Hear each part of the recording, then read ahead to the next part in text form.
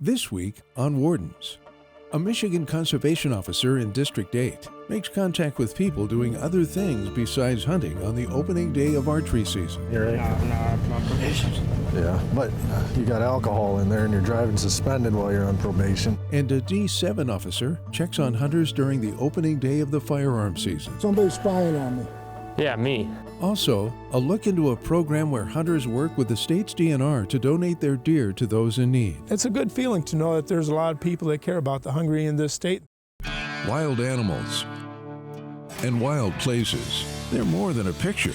They're inspiration, excitement, and adventure. Patrolling and protecting these natural resources is a first-class band of peace officers. These are the Wardens, dedicated to the preservation of our great outdoors.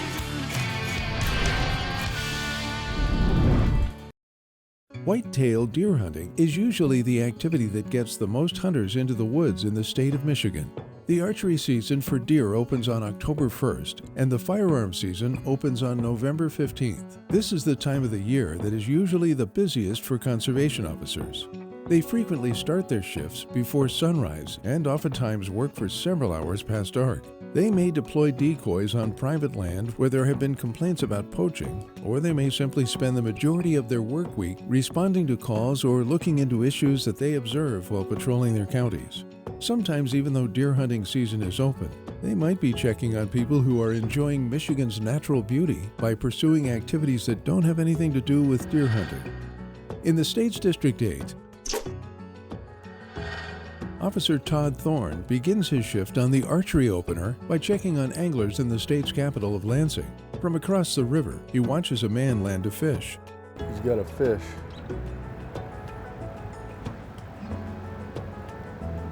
I think that's a salmon. We've been getting complaints of people snagging salmon in Lansing.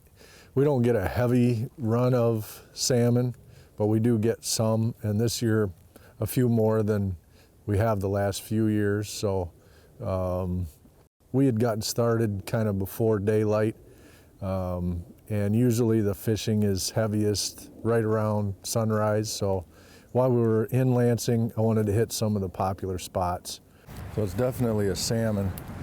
So what we'll do is we'll go talk to him and look at the fish and see if it's got any marks on it where it might have been foul hooked, and we'll look at his line and see if it's legal. So let's go up here and we'll see if anybody else is fishing.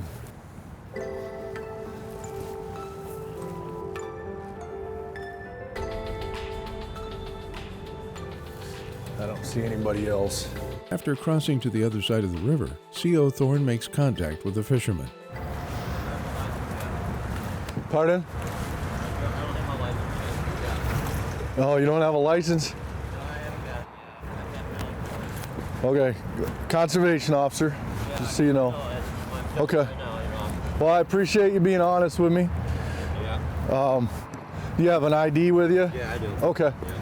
Let me check that. Did you catch any fish? I did. Okay. When we made contact with him, he saw us, kind of looked down at the ground and then said, "Oh, you got me. I don't have a license." I knew I was taking a chance. You know, I mean, it is what it is, you know. It's the first one I ever caught here. I've been fishing this place for 20 years. And you caught a And it's the first salmon I've ever caught here. You know, I've caught catfish here, I've caught bass here, you know. Never in my life have I caught a salmon here. Yeah. I just caught this fish 10 minutes ago. Yeah, we watched you over there. Oh, did you? Yeah. Okay, yeah, like 10 minutes ago I just caught it. I didn't even see you over there. Yeah, well, we're sneaky. So we're going to take a picture of it and let it go, Okay. since it's still alive. That's fair, yeah. It's nice to see the salmon. We were able to let it go because it was still alive, which is good, so it didn't get wasted. And the guy got a ticket, but he knew what he was doing was wrong, and I think he was just kind of playing the game and trying to get away with it as long as he could. Do you have a smartphone?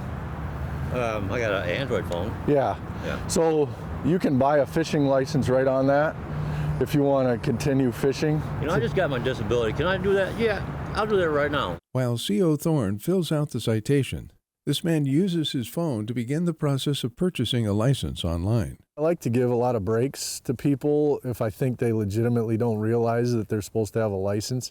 And then I'll try to get them to buy the license right away on their phones. Use it as an education experience instead. But in this case, the guy knew, and he said he'd been fishing for quite a while and didn't have his license. So if you know what you're doing is wrong and you're trying to get away with it, I think a ticket's coming. I don't feel bad, I don't feel bad.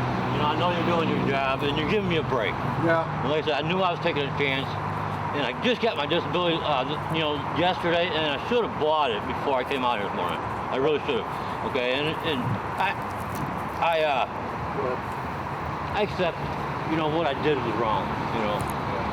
And I got nothing but respect for you guys. Thank you. You're taking a chance. Usually people get away with it, but sometimes they don't. It's the opening day of Michigan's archery deer season, and Conservation Officer Todd Thorne is checking on a hunter who's just leaving the woods after his morning hunt. Just checking your hunting license. Give me 1 second. Yep. Okay. Did you see anything? I did not see anything. There's a bunch of turkeys right here when we pulled up, right by your truck. Did you get wet? Not too bad. Yeah.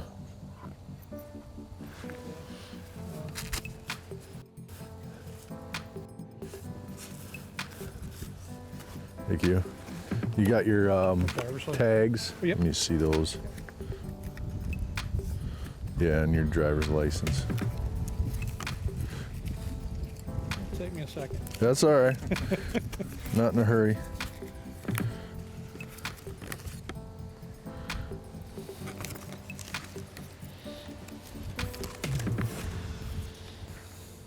There you go. All right. Thanks a lot. You're welcome. Take care. Later in the day, while driving, C.O. Thorne notices a truck on the side of the road without a license plate. Do you have a valid license? I don't actually. No. Are you suspended? Oh, yeah, I think so, Yeah. You got any warrants? No, No? no, Okay. I actually just got out of jail. You did? Yeah. Okay. All right, just hold tight. All right. Do you mind if I look in the vehicle real quick and then you can sit in there? Yeah, go ahead. Is that all right? You got any weapons? No. Okay, why don't No, I live like my just stand in front there first. I'm sorry, go ahead. dad. My dad lives down the road. Okay. He just wanted me to drive it home and bring it back. Have you been drinking? No? Who's this? Probably his. Your dad's? Yeah. This man says that the liquor bottle is not his, and he was just borrowing the truck so that he could transport a used appliance that he'd recently acquired.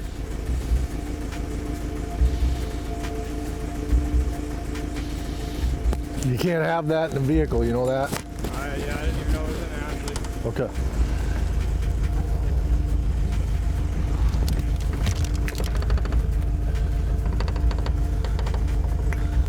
Well, you can sit in there, try to get your dad to come help you out, but you can't drive it, obviously. Yeah. And I'll figure out what else is gonna happen, okay?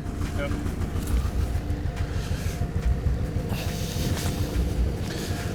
So he was stuck on the side of the road there. He doesn't have a driver's license, he's suspended, and he gave me consent to look in there, and he had some open alcohol. So we'll figure out what else is going on. No plate on the vehicle. Approximately 6 weeks after Officer Thorne was patrolling on the opening day of the archery deer season, and approximately 100 miles to the west, Conservation Officer Carter Woodwick is on patrol on the second day of the firearm deer season in the state's District 7. Officer Woodwick is in a tree stand where he has permission to be. He is observing the adjacent property during the last hour of daylight to see what sort of hunting activity, if any, is taking place. Approximately 10 minutes before the end of legal shooting hours, Officer Woodwick observes an off-road vehicle heading towards the residence of the property. The driver of the ORV has a firearm with him that is not in a case. Officer Woodwick proceeds to the front of the property. He meets the hunter in the front yard. Hello. What up, Snuggles? State Conservation Officer, what do you got in your hands? Oh, it's unloaded. It's unloaded. It's still got to be cased up. Oh, I'm sorry. You got your ID on you? Yes, sir. You shut your quad off for me.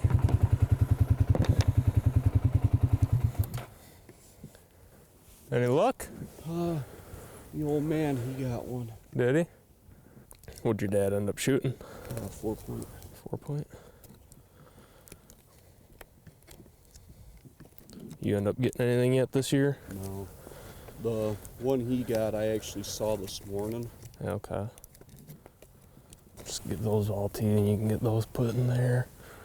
We'll hang out, wait for your dad to show up here in just a second.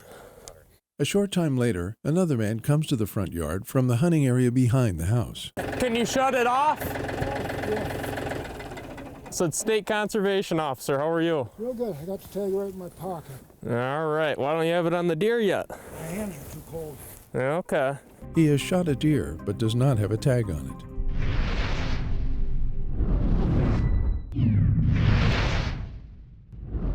Michigan Sportsmen Against Hunger is an organization that works in conjunction with the Michigan DNR to donate wild game to the needy.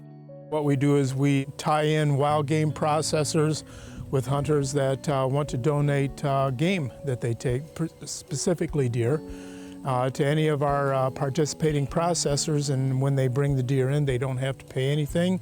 Just donate the whole deer to feed the hungry in the community, and we pick up the tab for the processing. For Adam Eller, he has in-depth knowledge and experience with how this operation runs so smoothly. He is a dedicated hunter and also a deer processor who stays busy during the hunting season. So we've been a participant in the program for approximately 10 to 12 years, and it's just grown exponentially each year. The first year I remember doing just under 1,000 pounds. I'm thinking, wow, that's pretty incredible. People are willing to, basically sacrifice that meat on their end of it, and so we can get our hands on it and turn it over to these food banks. The wild game that is donated remains in the community where it is processed. Like Smith's processing here. It's all the deer that are processed here, and the venison burger stays within this community. It helps out the communities a lot. And we get a lot of cards, a lot of letters thanking us for that. We're 10, 12 years into the program, and now we do a number that's just staggering when I look back. Nearly 5,000 pounds of venison donated to these local pantries. MSAH vets processors before they're approved for the program. They must be insured and properly licensed. The effort to provide food for people in need is a great alliance between processors, the Michigan DNR, and Michigan Sportsmen Against Hunger. From the DNR's perspective, having an opportunity to harvest game, be able to provide food for families in need, is just a great thing for us. We have an abundance of deer, and we have a lot of hunters, but there's also a lot of other people that can benefit that may not be out in the woods, so it's an awesome thing for us. It's a good feeling to know that there's a lot of people that care about the hungry in this state, and they want to see them benefit from channeling our precious resources. We had one lady here this year. It was a really neat experience for me. We'd been doing it for several years and had a lot of grateful people. But this lady actually asked me if it was okay to give me a hug, and she had tears rolling down her cheeks. And to see that amount of gratitude that she had towards this program, I mean, it would touch anyone's heart.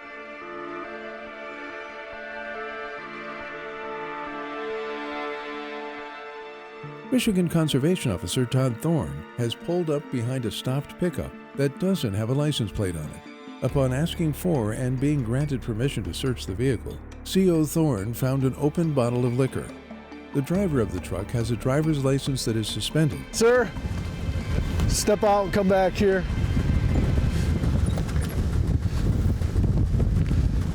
You got a warrant for your arrest, okay? So I'll explain it in a minute, but I want you to lean forward, turn that way, lean forward, put your hands behind your back like this. Lean forward and look that way. What's all this stuff in here? Garden. You don't have any drugs or anything on you, right? No, I'm on probation. Yeah, but you got alcohol in there and you're driving suspended while you're on probation, right? Yeah. So you just borrowed the truck. Well, we bought this washer and dryer, and we've done enough room for both. Yeah. So he wanted me to drive home my way to the guy's house. Okay. And the clutch just went out, didn't it? Yeah, as soon as I hit those tracks, it just stopped. Yeah. Because you were still rolling when I pulled up. All right, so you just hold tight for a second. I'm gonna put these on your seat, okay? The location of this traffic stop is more than 25 miles away from the county that has a warrant out for him. Since this particular warrant is only for pickups within a 25-mile radius, this man will not be taken to jail as a result of this stop. Sir, you're not going to jail. They already told me that they don't want you, okay? You can go get one of them to sit in the truck and then you can push it off the road, I guess. But just don't leave until I tell you, okay? Yep. And I'll find out the information further on this warrant, all right? Yeah. I know it's out of Lansing. Oh, yeah. I know it's a 25-mile pickup. I was in Lansing one day, my buddy, I let him drive, and I had to pee real bad. And he said, oh, just 2 more blocks. So I hopped out of the car, and I went pee on a building. Oh, jeez. And somebody saw you? Oh, yeah. Apparently there's a cop right behind us. Oh, wow.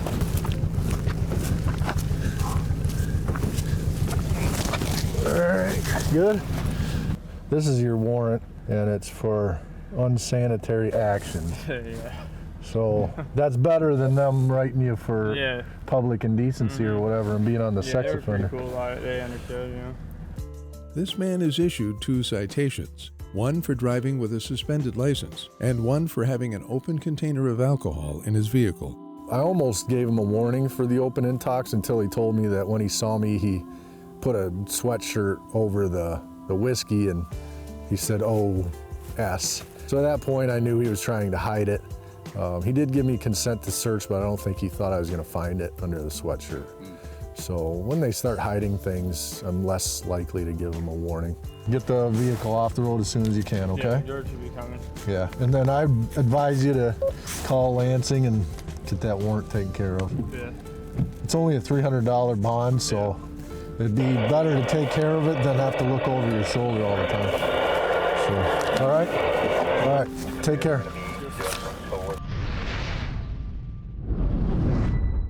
Michigan Conservation Officer Carter Woodwick is on patrol of the 2nd day of the state's firearm deer season. He has contacted 2 hunters on the same hunting property. One of them was riding an off-road vehicle with a firearm that was not in a gun case. The other man shot a deer, recovered it, and brought it up to his house, but did not have it tagged when CO Woodwick made contact with him there. So you know, with when you shoot a deer, you know, the old saying goes, tag it before you drag it. Oh, okay, yeah. You gotta make sure you tag it immediately. That's the one I use, right? Yep, that's the one you're gonna have to use.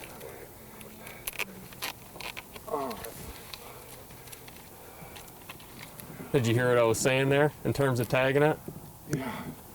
Yeah? That makes sense? Yeah, I used to, but I always kind of getting screwed up here. So is there any reason when you were driving up here after you shot your deer that you don't case your gun up or lock it up like it's supposed to be? I had it down there. When you were coming in on your gator? I had, it was unloaded. Right, and it was sitting on your lap? Yeah. Yeah. That's the issue. It's got to be locked. It either has to have a... somebody's spying on me. Yeah, me. Where were Don't you don't at? get an attitude with them, please. No, I just asked a question. I was sitting in the woods. My woods or theirs? Who's theirs? No. Your neighbor? Yeah. Yeah, your neighbors. Figured as much. Okay, this is nothing. That's okay. So even if it's on your own property, the firearm has to be... Yeah, there's no exception to it. Yep, no exception. Doesn't matter if you're on private property, public land, driving down the road. It's got to be, you either have to have a locking device that locks the trigger, like a mechanical key locking device, or it has to be locked in something or completely cased up. As soon as you get it right in the bucket, don't bring it all the way up to the house and then decide to tag it later. Is this going to affect me buying a license next year? Or? Nope, it shouldn't.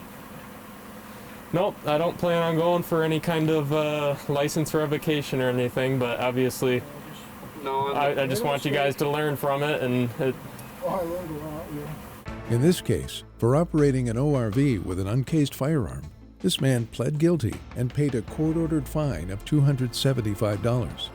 His dad faced the same charge of having an uncased firearm and was also charged with failing to immediately put a kill tag on his deer.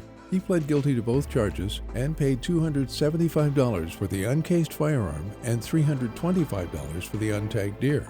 As a result, his grand total in court-ordered fines was $600. If you have a locking mechanism that will go over your trigger, like like they have on pistols sometimes, if you put that on it, then you're good to put it in there or carry it on your lap. But if I don't have that, there's the top.